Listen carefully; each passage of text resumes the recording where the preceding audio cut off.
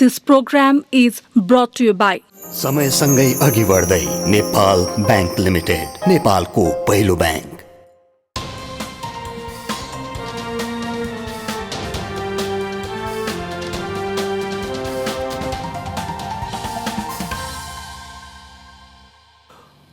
दर्शकवृन्द नमस्कार, एपी टकटाइममा स्वागत छ। म मनोज जोशी।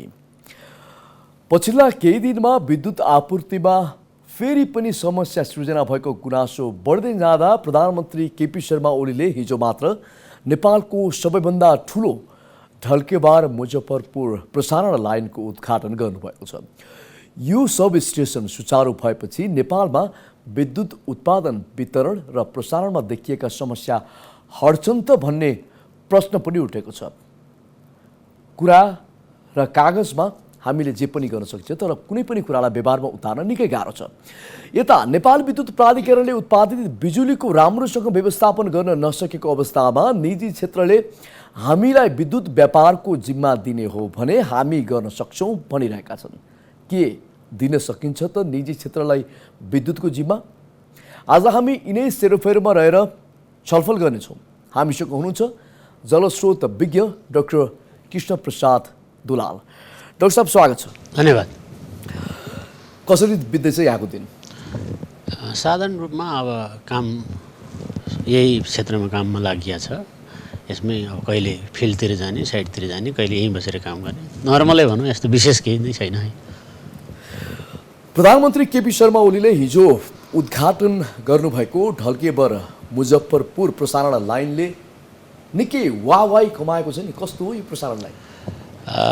यो अलिकति चाहिनेभन्दा बढी प्रचार भएको जस्तो देख्छु म। अब यो प्रसारण लाइन चालु भएको हिजो मात्र होइन, यो चालु भएको नै 4-5 वर्ष नै भइसक्यो। अब हिजो प्रधानमन्त्रीज्यूले उद्घाटन गर्नुभएको चाहिँ के भने यसको उच्चतम क्षमतामा चार्ज गरिएको हो। जस्तो कि यसको चाहिँ 400 केबी, 220 केबी र 132 केबी तीनटा स्टेज थियो।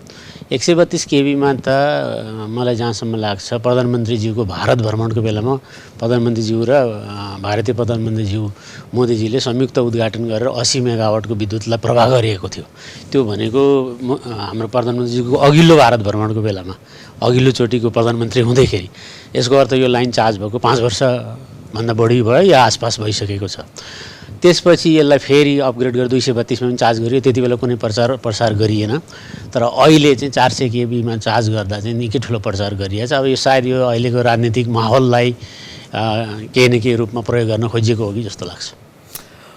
यो प्रसारण लाइन पूर्व पश्चिम विद्युत आपूर्ति र भारतसँग विद्युत व्यापारका लागि ठुलो सब स्टेसन र एउटा राम्रो हब बनेको छ भन्छन् नि। हुन त बोली र कागजी रूपमा हामीले आकाशको तारा पनि झार्छौँ, तर व्यावहारिक रूपमा यो साँच्चीकै यो ठुलो हबै हो त?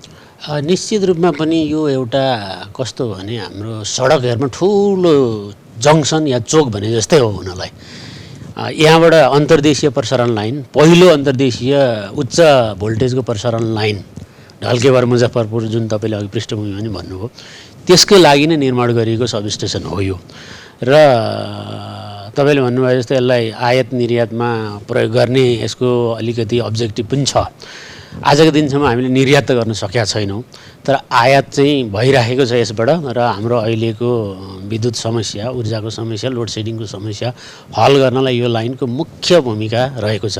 र हामीले त्यहाँ ठुलो मात्रामा विद्युत आयात गरिरहेछौँ, करिब 500 मेगावाटको रूपमै छ होला। अब यसलाई किन चाहिँ यो मुख्य भनिएको भने यसमा हामी उत्तर दक्षिण लाइन पनि आएर जोड्छ, पूर्वकोबाट लाइन आएर पनि जोडिन्छ, र अहिले अरुण तेस्रो जुन भारतीय कम्पनीले बनाइरहेछ यो पनि त्यहाँ लगेर जोडेर नै भारततिर पठाउने कुराहरू छ। त्यो कारणले गर्दा यसलाई मुख्य भनिएको हो। र यहाँबाट मेजर एक्सपोर्ट हुने क्रममा पनि यहाँबाट हुने किसिमले प्लान गरिएको छ, तर त्यो एक्सपोर्ट हुने अवस्था अहिले सिर्जना भइसकेका छैन। हुने अवस्था आउनलाई अझै समय लाग्छ। अझ के कति समय लाग्छ अझै हामी भन्न सक्दैनौँ। त्यो हुनलाई हाम्रोसँग विद्युत पहिला बेच्न सक्ने हुनुपऱ्यो, हाम्रो माग र हामीले उपयोग गरेर उब्रिने अवस्था हुनुपऱ्यो। आज तपाईँ हामीले त्यो अवस्थामा पुगिसकेको अवस्था देखिँदैन। त्यही कारण त्यो उच्चतम प्रयोग चाहिँ केही समयपछि मात्रै हुन्छ होला। भनेपछि व्यावहारिक रूपमा यो लागू हुनको लागि भारतको पनि त अनुमति चाहियो नि। समग्र रूपमा नेपाल भारतको सहमतिमै नै बनिराखेको छ। अब व्यावहारिक रूपमा लागू हुनलाई अनुमति भन्दा पनि जस्तो विद्युत आदान प्रदानमा चाहिँ नेपाल भारत बिचमा भएका केही समस्याहरू छन्, त्यो समस्या निराकरण नभइकन त्यो मेजर रूपमा हामीले विद्युत निर्यात गर्न सक्दैनौँ। हामीले आयात गरिराखेका छौँ।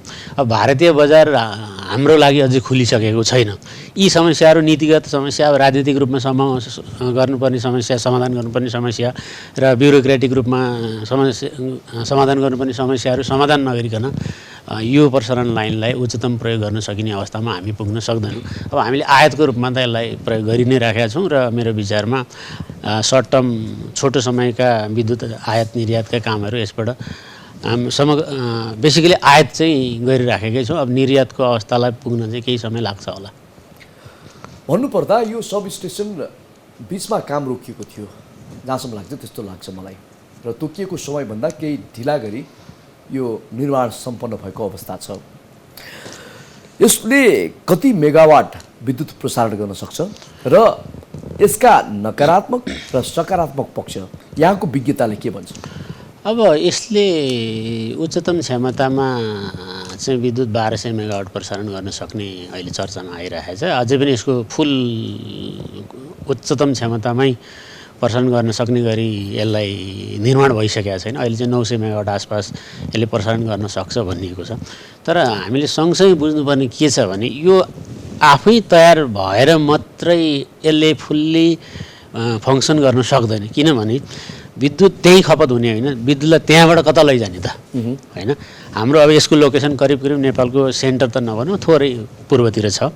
अब त्यहाँबाट हाम्रो मेजर डिमान्ड सेन्टरहरूतिर होइन, मेजर डिमान्ड सेन्टर भनेको हाम्रो औद्योगिक सेन्टरहरूतिर चाहिँ विद्युत चाहिँ लान सक्ने क्षमताका लाइनहरू पनि भन्नु पऱ्यो। अहिले हामीसँग कस्तो छ भने नेपालको समग्र प्रसारण लाइनको अवस्था हेर्नुहुन्छ, पूर्व पश्चिम 132 केबीको लाइन चाहिँ तयार छ र त्यसबाट हामी प्रसारण गरिराखेका छौँ।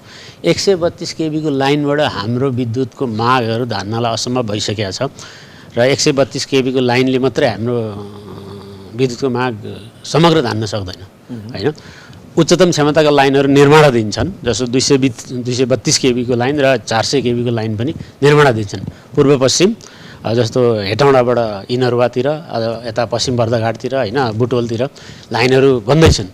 अब ती लाइनहरू चाहिँ करिब करिब 8-10 वर्ष हुँदा पनि सकिने अवस्थामा पुगेका छैनन्। र फेरि प्रसारण लाइनको कुरा के हो भने नेपालमा ती मात्रै होइनन्, दर्जनौँ प्रसारण लाइनहरू निर्माणाधीन छन्, तर सबै नै समस्याले ग्रसित छन्। ती लाइनहरू सम्पूर्ण पुरा भएनन् भने हामी त्यो सब स्टेसन सम्पूर्ण पुरा हुँदा पनि त्यसलाई उच्चतम प्रयोग गर्न सकिएन भने हामी फेरि पनि अँध्यारो दिन आउन सक्ने अवस्थामा पुग्न सक्छौँ। जस्तो अस्ति केही दिन हामीलाई समस्याहरू भएका थिए, यस्ता दिनहरू फेरि पनि आउन सक्छन्। घोषित रूपमा लोड सेडिङ नभए पनि अघोषित रूपमा केही समयलाई काटिने अवस्थाहरू चाहिँ आउन सक्छ। समग्र त्यसलाई फङ्सन गर्न चाहिँ त्योसँग जोडिएका चिजहरू पनि कम्प्लिट हुनु एकदम जरुरी अवस्था देख्छु म चाहिँ। विद्युत जति पनि हामी हाम्रो देशमा उत्पादित विद्युतहरू खपत गर्न सक्दैनौँ, तर हामीले बाहिरबाट किन्छौँ। यस्तो दुर्भाग्य कहिलेसम्म हामीले भोग्नुपर्छ र अहिले उत्पादित जुन विद्युत छ यो भारतबाट अब यो विद्युतले हामीलाई ठेक्छ र भारतबाट आयात गर्नु पर्दैन भन्ने के ग्यारेन्टी छ? यसमा कुनै ग्यारेन्टी छ? अब कस्तो छ भने अब यसलाई यसरी बुझ्नुपर्छ, हाम्रो चाहिँ आयोजना बनाउँदाखेरि हाम्रो अलिकति योजनामा थोरै हामी प्लानिङमा अलिकति चुकेका छौँ। कस्तो भने हामीले एकै प्रकारका आयोजना मात्रै बनायौँ। एकै प्रकारका भन्दा कस्तो भने नदीको प्रवाहमा आधारित। अब हामीले देखेकै विषय हो, नदीमा पानी त एकदमै घट्ने गर्छ हिउँदको दिनमा। आजको दिनमा नदी हेऱ्यो भने धेरै कम पानी हुन्छ, अब बर्खामा त्यसमै एकदमै धेरै नै पानी हुन्छ होइन। हामीले जुन पानीलाई एउटा योजना गरेर आयोजना बनाउँछौँ त्यो घटेर अहिले 25%मा आयोजना चल्छन्। अब कस्तो भने बर्खामा 100%, अझ बढी बर्खा अनि हिउँदमा 25% भइसकेपछि अनि हाम्रो फेरि माग चाहिँ ठ्याक्कै उल्टो छ। हिउँदका दिनमा माग बढ्छ किनभने जाडो हुन्छ होइन, बर्खाको दिनमा भन्दा हिउँदमा माग बढ्छ। अब उत्पादन कम हुने, माग बढी हुने। यो अवस्थाले गर्दा हामी आफ्नो क्षमताअनुसार सबै उत्पादन गर्दा अहिले करिब करिब पुगिने अवस्था हो। फुल क्षमतामा उत्पादन भयो भने बर्खाको दिनमा हामी करिब करिब आयात नगर्दा पनि हाम्रो माग धान्न सक्ने अवस्था आइसकेका छौँ। लास्ट इयर पनि विद्युत खेर पनि जान्छ बर्खामा। अब अघि तपाईँले पनि भन्नुभयो काहीँ खेर पनि जान्छ, हामी आयात पनि गर्छौँ भने त्यस्तो अवस्था अहिले पनि विद्यमान छ। जस्तो केही आयोजनाहरूमा ठुलो क्षमता भए तापनि लाइन, जुन मैले प्रसारण लाइनको अघि चर्चा गरेँ, प्रसारण लाइनले त्यो त्यहाँबाट उत्पादित भएको विद्युतलाई बोक्न सक्दिने अवस्थाका लाइनहरू बनिसकेका छैनन्। सबै प्रसारण लाइनमा केही न केही समस्याले गर्दा ती लाइन कम्प्लिट नभएकोले आयोजना निर्माण सम्पन्न भए तापनि विद्युत प्रवाह हुन नसकेको कारणले गर्दा त्यो अवस्था देखिएको छ। र अहिले भन्नुपर्दा आजको दिनमा हाम्रो माग करिब करिब 1400 मेगावाटमा हाम्रो उत्पादन चाहिँ 600 मेगावाट मात्रै छ होला, त्यस्तै छ, घटेर 600-700 को रेन्जमा होइन। तर हामी बर्खामा जाँदा यही उत्पादन 1500 पुग्छौँ, किनभने सबै आयोजनाहरू 4 गुणा बढी हामीले गर्न नसकेको कारण पनि बताइदिनुहोस् न। अब गर्न नसकेको कारण चाहिँ के हो भने प्रसारण लाइनका समस्या चाहिँ अलिकति जटिल किसिमले अहिले आइराखेका छन्। अब लामो समयदेखि त्यसमा के भने एउटै मात्रै स्टेक होल्डरहरू छैन। प्रसारण लाइन निर्माणमा जाँदाखेरि हामी धेरै जसो सामाजिक समस्याले, सोसियल इस्युजहरूले चाहिँ लाइन अवरोधहरू भएका छन्। जस्तो काहीँ टावर टाङ्न नदिने, काहीँ माथिबाट लाइनको मुनिका जग्गाहरूको इस्यु आइदिन्छ। अब हाम्रो जग्गा अधिकरणको पोलिसी चाहिँ धेरै पुरानो, करिब करिब 34 सालको जग्गा अधिकरण ऐनबाट हामी बढिरहेछौँ। जग्गाको त्यति बेलाको कुनै मूल्य नै थिएन। तपाईँको त्यति बेला सहर भन्ने थिएन, एउटा हामी साधारण एउटा रुरल सोसाइटीमा थियौँ त्यति बेला जग्गाको मूल्य थिएन। आजको दिनमा जग्गाको मूल्य तपाईँ बुझिहाल्नुहुन्छ। काठमाडौँभित्र कसैले पनि आफ्नो जग्गामाथिबाट लाइन गर्न दिँदैन, अथवा अरू सहरमा पनि दिँदैन होइन। अब फेरि कस्तो भने लाइनहरू हामी विद्युत उत्पादन हुन्छ एउटा समग्र रुरल एरियामा होइन, एउटा दूरदराज गाउँमा, तर त्यसको खपतको केन्द्र हुन्छ सहरमा अथवा औद्योगिक क्षेत्रमा। त्यहाँदेखि त्यहाँ ल्याउँदा त्यसले कति सानातिना सहर पार गर्नु पर्ला होइन, जङ्गलहरू पार गर्नु पर्ला, गाउँहरू बस्तीहरू पार गर्नु पर्ला। अब यी विषयमा चाहिँ समस्या आइदिन्छन्। एउटा कुरा अनि हाम्रो प्लानिङमा हामी कमजोरी भयौँ नि त, जुन सिटी प्लानिङमा कमजोरीले गर्दाखेरि आज सबै कुरालाई असर गरेको छ। यावत कुराहरूलाई प्रत्यक्ष असर गरेको कारणले हामी विकास निर्माणबाट अझै पछि छौँ। हाम्रो अलिकति प्लानिङ हेफाजाट पनि छ होइन। अब जस्तो हाम्रो बस्ती विस्तारका कुराहरू, बस्ती विकासका कुराहरू, सर्टेन लोकेसनहरू छुट्याएको छैन। यो बस्ती, यो एग्रिकल्चरल ल्यान्ड, यो यस्तो ल्यान्ड भनेर छुट्टिएको छैन। अब कागजमा छुट्टिए पनि त्यो कार्यान्वयन छैन होइन। अब जहाँ पनि घरहरू छन्, अब अझ कस्तो पनि हुन्छ भने सर्वे हुँदा हुँदा थाहा पायो भने मान्छेले घर बनाइदिने पनि गरिदिन्छ। यसो घर बनाए जस्तो गरेर पछि समस्या खडा गरिदिनेहरू पनि छन्।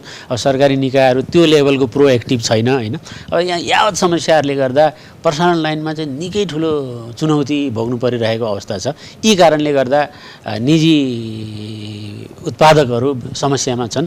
उत्पादन गरेको विद्युत बिक्री गर्न सकेका छैनन्, जसले गर्दा समग्र उनीहरूको फाइनेन्सियल स्ट्रेङ्थदेखि लिएर अरू चिजमा पनि समस्या भइरहेको छ। डाक्टर साहब, हामी ब्रेक लिन्छौँ र ब्रेकपछि फेरि हामी आउनेछौँ। धन्यवाद। दर्शकवृन्द, बेला भएको छ ब्रेकको र ब्रेकपछि फेरि आउँछौँ। म एउटा सोच बोकेको मान्छे, हिजो पढेर मात्र केही हुँदैन भनेर निराश हुनै लागेको मान्छे, आज एउटा उत्साह बोकेर लागेको छु आफ्नो कर्ममा। मेरो विश्वास, मेरो भरोसा अनि मेरो प्रगतिको सहयात्री, जसले मेरो हरेक उतार चढावमा साथ दिँदै मलाई एउटा सफल व्यवसायी बनायो। तपाईँ र हामी जस्ता सृजनशीलहरूको सोचमा ऊर्जा भरिरहेको छ नेपाल बैंक लिमिटेड। समयसँगै अघि बढ्दै नेपाल बैंक लिमिटेड, नेपालको पहिलो बैंक। दर्शकवृन्द, ब्रेकपछि स्वागत छ। आज हामीले नेपालको समग्र विद्युत क्षेत्रमा देखिएका समस्या, चुनौती र यसका समाधानहरू के हुन्, यस्तै विषयमा कुराकानी गरिरहेका छौँ। हामीसँग हुनुहुन्छ जलस्रोत विज्ञ डाक्टर कृष्ण प्रसाद दुलाल। ब्रेकपछि यहाँलाई स्वागत छ। अघि हामीले ढल्केबर मुजफ्फरपुर विद्युत प्रसारण लाइनको विषयमा केही चर्चा गऱ्यौँ। त्यसमा देखिएका समस्या लगायतका कुराहरू चर्चाकै विषय बनेको छ र यहाँले भन्नुभयो त्यो जति पनि कुराहरू प्रचारमा आए त्यो अनुसार चाहिँ अब हुन सक्छ कि सक्दैन भन्ने एउटा प्रश्न पनि उठेको छ। अब अर्को कुरा, विद्युतमा विदेशी लगानी आउन नसक्नुको कारण के हो? विद्युतमा मात्र होइन, हाम्रो हरेक क्षेत्रमा चाहिँ हामीले विदेशी लगानी भित्राउन सकेका छैनौँ, जसले गर्दाखेरि अझ हामी एक स्टेप तलै नै छौँ। किन विद्युतको कुरा गर्दाखेरि अब हाम्रो पोलिसी नीतिगत समस्याहरू म देख्छु। अब हामी बजारमा अब आउँदै नआएको होइन, तर एकदमै गति स्लो देखिन्छ। कुनै पनि एउटा उदाहरण लियौँ भने त्यो वैदेशिक लगानी लिएर आउने कम्पनीले सबभन्दा पहिला उसको इन्भेस्टमेन्टलाई सेक्युरिटी खोज्छ र हाम्रो आफ्नो कस्तो छ भने हाम्रो आफ्नो देशको अर्थतन्त्रमा हाम्रो मुद्राको शक्ति छँदै छैन भन्दा हुन्छ हैन। अब पहिलो उसले फेस गर्ने चुनौती के हो भने उसले विद्युत उत्पादन गरेर कुन मुद्रामा चाहिँ पैसा पाउँछ भन्दाखेरि नै सबैभन्दा पहिला उसले फेस गर्ने हर्डल्स त्यो हो। त्यो विषय नै टुङ्गिँदैन यहाँ डलर्समा पिपिए नै अहिले हुँदैन भन्दा हुन्छ। अब त्यसमा बल्ल बल्ल बल्ल अहिले पछिल्लो चरणमा आएर उसले केही सर्टेन वर्ष पे ब्याक पिरियड भन्छ, जुन चाहिँ आफ्नो लगानी फिर्ता आउने समयसम्म चाहिँ डलरमा दिने, त्यसपछि नेपाली मुद्रामा नदिने भन्छ। अब नेपाली मुद्राको तागत चाहिँ अन्तर्राष्ट्रिय बजारमा अथवा एउटा इकोनोमीमा त्यसको कुनै भ्यालु नभएको भएर त्यो यति धेरै ऊ हुन्छ, घटेर जान्छ त्यसको भ्यालु। त्यसको कारणले गर्दा उसको इन्भेस्टमेन्ट फरक पर्दै जान्छ होइन। त्यसको सेक्युरिटी कम छ पहिलो कारण। दोस्रो कारण यहाँ चाहिँ नीतिगत इस्युहरू पनि छन्। अब कामहरू छिटो हुँदैनन्, सोचे जस्तो छिटो हुँदैनन्। जे चिज अब वान विन्डो चिज पोलिसी भनेर पटक पटक भनिए तापनि एकै द्वारबाट कामहरू टुङ्गिँदैनन्। ठाउँ प्रत्येक मन्त्रालय विभागहरू धाउनुपर्ने र त्यहाँ महिनौँ लाग्ने, त्यो एकदम छिटो किसिमको पोलिसी चाहिँ स्वागत गर्ने खालको पोलिसी छ भनिन्छ, तर व्यवहारमा त्यो कहीँ पनि देखिँदैन। अब स्वदेशी लगानी गर्दा त देशै यही हो, यहीँ लड्नुपर्छ, यहीँ भिड्नुपर्छ, योभन्दा विकल्प पनि छैन। गर्न जानेको विषय त्यही हुन्छ, त्यसरी गरिरहेका छन् होइन। तर विदेशीहरूलाई चाहिँ त्यो किसिमको वातावरण फिल गर्ने अवस्था देखिन्न। अब हामी पनि विदेशीसँग नै काम गर्छौँ, उनीहरू पनि सम्पर्कमा देखिन्छ र उनीहरूले चर्चा गर्ने विषय नै यो हुन्छ, यसरी कसरी काम हुन्छ भनेर। यही चिज हो मैले फिल गरेको। एउटा बजार पनि ग्यारेन्टेड छैन भन्नाले उसको इन्भेस्टमेन्ट चाहिँ रिटर्न ग्यारेन्टेड देखिँदैन। अर्को कुरा सजिलो किसिमको वातावरण पनि देखिँदैन। यो कारणले गर्दा नै वैदेशिक लगानी सजिलोसँग आउन सकेको अवस्था छैन। एकदम धीमी गतिमा त केही देखिया होलान्, केही फ्रेन्डसिपसँग बनेका आयोजना चाहिँ केही हुँदैछन् जस्तो सरकार मिलेर, तर एकदम व्यापार गर्ने हिसाबले चाहिँ आयोजना गर्नै सकिने किसिमले आएकै छैन। बजारदेखि लिएर सुरक्षाका कुराहरू धेरै खालका सामाजिक समस्यादेखि लिएर होइन सबै समस्याले नै झगडिएको देखिन्छ। अब अहिले त फेरि कस्तो भने सङ्घीयता आइसकेपछि त अब हामीले डिल गर्नुपर्ने एउटा दुईवटा सरकार मात्रै होइन कि सबै सरकारहरू तलसम्मका वडासम्मका सरकारहरूलाई नै खुसी नपारिकन खुसी पार्ने भन्ने। अब यो त्यसरी नभइकन जान सक्ने अवस्थै देखिँदैन। अब यहाँ कस्तो भइदियो भने अब सरकारहरू गठन भएपछि अधिकारका कुरा मात्रै भयो, रेस्पोन्सिबिलिटीका कुरा चाहिँ कहीँ पनि आएन होइन। त्यो कारणले समस्या मात्रै देखिन्छन्। एकदम फ्रिली वातावरण, ल म ढुक्कसँग छाती खोलेर लगानी गर्छु, म देशको लागि केही गर्छु, रोजगारी दिन्छु, यसले नेसनल इकोनोमीमा असर गर्छ, केही न केही योगदान हुन्छ भन्ने किसिमले मान्छे आउन खोजे तापनि ऊ डिमोरलाइज हुन्छ। यो यस्ता खालका चिजहरू देखेर एकदम खुलेर जान सक्ने पोलिसीमा कागजमा देखिन्छन् केही राम्रा कुरा देखिन्छ, तर व्यावहारिक रूपमा चाहिँ समस्या छन्। विदेशी डराउँछन् सिधा भन्नुपर्दा। विदेशी आउने भनेको स्वदेशीलाई हेरेरै हो। विदेशी एक्कासी आएर ठ्याक्कै मिसिँदैन। स्वदेशीले कस्तो फङ्सन गरिरहेछन्, कति कम्फर्टेबल वेमा काम गरिरहेछन् त। जस्तो मैले अघि भर्खरै पनि पर्सनल लाइनका चुनौतीहरू भने, अब विदेशीको हकमा त्यही लागु हुन्छ। पर्सनल लाइनको जिम्मेवारीमा सरकारको पनि जिम्मेवारी पर्छ। त्यहाँ वनका क्लियरेन्सहरूदेखि लिएर सुरक्षा दिने कुराहरूदेखि लिएर विदेशीका आयोजनामा तोडफोड भएका कुराहरू तपाईँले सुन्नुभएकै छ। कति ठाउँमा कर्णालीमा तोडफोड भएका छन् होइन। अब कुनै पनि नयाँ लगानीकर्ता आउनुभन्दा अगाडि उसले त जजमेन्ट गर्छ, रिस्क एनालाइसिस गर्छ होइन। के कस्ता रिस्क छन् त, कस्ता घटनाहरू भयो, यस्तो विषयले उनीहरूलाई अलिकति हिचकिचाहट भइहाल्छ। त्यो कारण हो हामी एकदम सफा क्लियर वातावरण देखिएको छैन। पोलिटिकल स्टेबिलिटी भयो भनिन्छ, अब 3 वर्ष जति त भयो पनि थियो होला। अब फेरि अब के हुन्छ हामी थाहा छैन। अब फेरि चुनावको कुरा हुन थालेको छ होइन। अब हामी कता अब यस्तैमा रुमलिराखेकै छौँ। यिनै समस्याले गर्दा हामीलाई अगाडि बढ्नलाई चाहिँ त्यति क्लियर वातावरण देखिराखेको छैन। यो त हाम्रो लागि र हाम्रो देशको लागि निकै लाजमर्दो र लजास्पद कुरा नै भनौँ न। लज्जास्पद एकदम यसरी विदेशी आउँछ के नै ल्याउँछ खाइदिइहालौँ भन्ने एउटा मानसिकता बोकेर बसिरहेछन् मान्छेहरू। भ्रष्टाचार बढिरहेको छ। त्यही एउटा कारणले पनि भनेपछि विदेशीहरू नेपालमा लगानी गर्न सुरक्षित छैनौँ हामी भनेर तर्किरहेको अवस्था छ र जति पनि आउँछु भनेर जुन लाइनमा बसेका छन् उनीहरू पनि ब्याक हटेको अवस्था छ। सबै बुझिसकेपछि अब कस्तो छ भने कतिवटा कम्पनीहरू जस्तो सहमति भयो भनेर न्युज आउँछ, MOU भयो भनेर न्युजहरू आउँछ होइन। जस्तो बुढी गण्डकी केसमा चाइनिज कम्पनीसँग भयो भन्ने हो, पश्चिम सेतीको केसमा चाइनिज कम्पनीसँग भयो भन्ने हो। अब केही वर्षपछि त्यो फर्किन लाग्यो भन्ने। अहिले बुढी गण्डकी के छ कहाँ छ कसैलाई थाहा छैन। अब सरकारले आफै बनाउँछ भनेर तेलमा तपाईँ हामीले जुन तेल प्रयोग गरेका छौँ बाइकमा अथवा गाडीमा प्रयोग गर्ने तेलमा हामी ट्याक्स तिरिरहेको छौँ, त्यसबाट अरबौँ पैसा जम्मा भएको छ। खोइ त 10औँ वर्ष भइसक्यो, पैसा अरबौँ जम्मा पनि भयो। के त फिल्डमा के भयो त? बुढी गण्डकी कहाँ पुग्यो त? अब त त्यत्रो राष्ट्रिय महत्त्वको आयोजना होइन, प्राथमिकता प्राप्त आयोजना, फेरि त्यति सेन्टरमा छ। जस्तो काठमाडौँदेखि पोखरादेखि चितवनदेखि सबैतिरबाट करिब करिब बिचमा छ। त्यसले सबैतिरको मागलाई एउटा एक किसिमको सस्टेनेबल गराउनलाई सहयोग गर्छ। त्यति महत्त्वपूर्ण आयोजनामा पनि अब भाषण गरिन्छ, एक आपसमा सहमति भयो भनिन्छ, तर त्यो काम बढ्न सक्दैन। किन बढ्दैन भन्दा केही न केही पक्कै समस्या छन् होइन। त्यो समस्या पनि सम्बोधन गरिदिनु पऱ्यो नि। कागजमा MOU र सहमति मात्रै गरिदिएर त आयोजना बन्दैन नि। आयोजना विदेशीले पनि खरबौँको आयोजना, त्यो 250 अरबभन्दा माथिको आयोजना, त्यतिकै लगानी गर्दैनन्। त्यसको सेक्युरिटी त हुनु पऱ्यो नि। वातावरण सङ्गिलेको छैन, राजनीतिक अन्यलता कम भयो भन्ने थियो। चुनावपछि एउटा स्टेबल गभर्मेन्ट आयो भनिएको थियो, तर स्टेबल होइन रहेछ।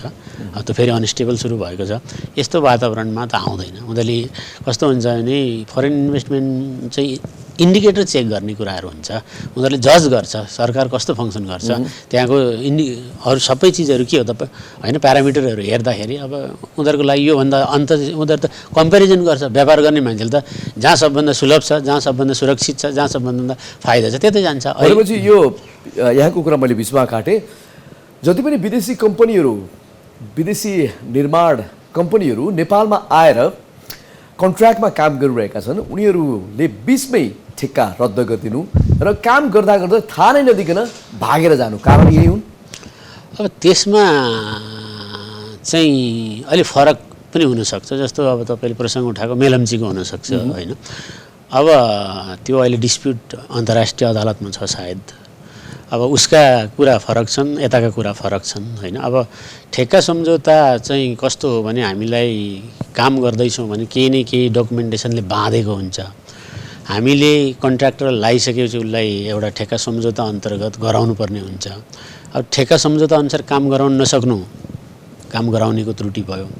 काम नगरिसकेपछि ऊ ठेक्का सम्झौतामा जे क्लज छ त्यो अनुसार पेनाल्टी गर्ने कुराहरू छ। अब त्यहाँ आन्तरिक कुराहरू धेरै हाबी भएको कुराहरू चर्चामा आएको थियो होइन। अब यस्ता इस्युहरू कन्ट्र्याक्टमा एउटा दुईवटा जाने आउने हुन्छ पनि, तर अब सबै कन्ट्र्याक्टमा विदेशीहरूलाई यस्तो भयो भने हामीलाई फेरि अर्को समस्या नै आउन सक्छ। के भने हामी आफ्नो क्षमता पनि छैन ठुला आयोजनाहरू गर्नलाई। हामी विदेशी पनि आउन सक्ने वातावरण बनेन भने फेरि पनि हामी निर्माणमा अगाडि बढ्न सक्दैनौँ। ठुला आयोजनाको लागि त हामीले विदेशी कम्पनी ल्याउनै पर्छ। निर्माणको लागि गर्नुपर्छ, तर वातावरण फेरि यस्तो छ। वातावरणमा समस्याहरू नै छन्। डाक्टर साहब, अब अलिकति छोटोमा उत्तर दिनु होला।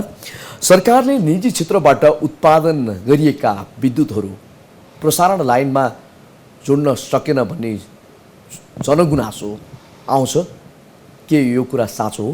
मैले अघि पनि चर्चा गरेँ, यो साँचो हो। साँचो कुन अर्थमा साँचो हो भने अब सबै त नभनौँ होइन। अब निजी क्षेत्रबाट पनि अहिले 100भन्दा बढी उत्पादकहरू भइसकेका छन् मार्केटमा र उनीहरूले पनि अहिलेको उत्पादन पनि स्वदेशी उत्पादनमा 50% बढी कन्ट्रिब्युट गरेका छन्। अहिले हिउँदमा पनि उनीहरूको करिब 300 मेगावाट होला र बर्खामा गएपछि त्यो बढेर 700, 800, 900 मेगावाट पुग्छ होइन। अब अहिले नै हेऱ्यो भने उदाहरण नै लिन सकिन्छ। जस्तो निजी क्षेत्रबाट उत्पादन गरेको एउटा सिङ्गटी भन्ने आयोजना छ यहाँ दोलखा जिल्लामा, त्यो लाइनको अभावमा चालु हुन सकेका छैन। त्यस्तै यहाँ अप्पर सोलु भन्ने आयोजना छ 23 मेगावाटको, त्यो लाइन जुन क्षमताको लाइन चाहिन्छ त्यो निर्माण पुरा नभएकोले त्यसले जति उत्पादन हुनुपर्ने त्यति उत्पादन गर्न सकेका छैन। यस्ता अवस्थाहरू विद्यमान छन् धेरैतिर। जस्तो कोशी कोरिडोर भन्छ, कोशी अञ्चलमा तल इनरवादेखि माथि शङ्खसभा तेह्रथुम जिल्लासम्म जाने लाइन पनि पुरा नभएकोले त्यहाँका पनि उत्पादकहरूको सम्पूर्ण बिजुली आउन सकेका छैन। त्यस्तै सोल कोरिडोर मैले भने यो चाहिँ माथि सोलुखुम्बुबाट निर्माण भएर तल कटारीसम्म आउँछ, यो लाइन पनि सम्पूर्ण कम्प्लिट भएको छैन। त्यस्तै यहाँ मातातीर्थ काठमाडौँमा समस्या छ, यता चिलिमे हब भन्छ, यता चिलिमेबाट काठमाडौँ ल्याउने, यता मर्स्याङदीतिरबाट ल्याउने, सबैतिरको लाइन तपाईँले अहिले यहाँ लिस्टिङ गर्नु भने 2 दर्जनभन्दा बढी ट्रान्समिसन लाइनहरू छन्। सबै लाइन समयमा सकिया छैनन्, सबैमा केही न केही समस्या छन्, धेरै जसोमा सामाजिक समस्या छन् र अब ती लाइन निर्माण हुने प्लानिङ भएपछि त्यसका आसपास आयोजनाहरू बन्न थाले। आयोजनाहरू निजी क्षेत्रले बनाउने भएकोले भएका सामाजिक समस्या समाधान गरेर आयोजना बनाउन आँटे, बनाइसके कतिले। बनाइसकेपछि लाइन नजिक के हुन्छ भन्नुहोस्, होइन? लाइन नजिक उसले उत्पादन गर्न पाउँदैन, नपाएपछि त्यसको मल्टिपल इफेक्टहरू बिहोर्नु पर्ने बाध्यतामा पर्छन् र यो कुरो धेरै हदसम्म साँचो हो।